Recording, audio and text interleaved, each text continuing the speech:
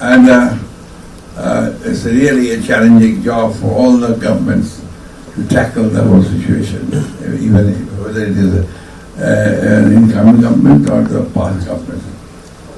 Recently, when the revolution took place, it was very difficult for the government to tackle the whole situation.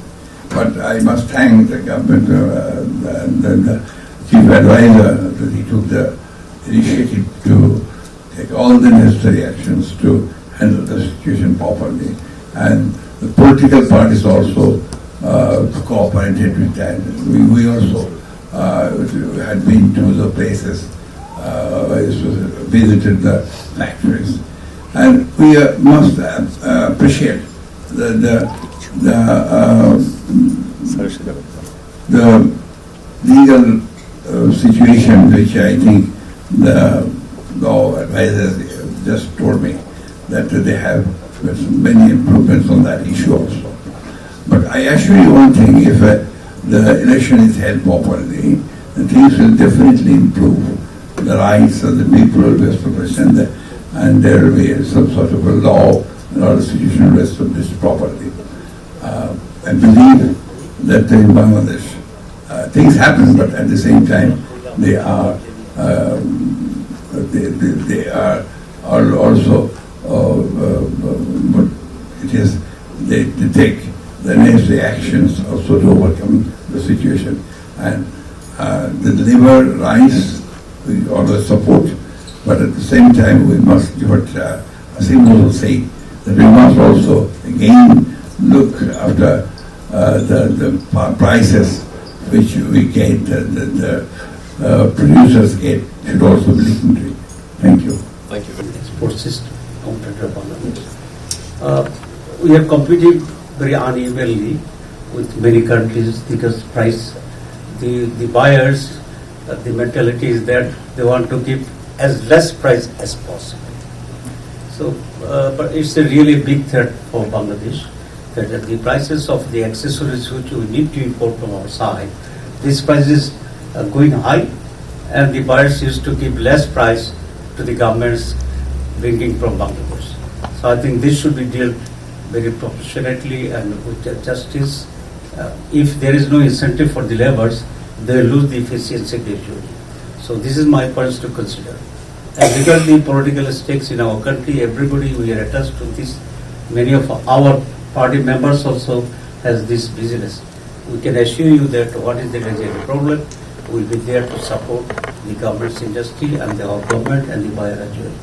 So this is my major points to increase the reasonable price, and the labor should get more incentive from the industry owners.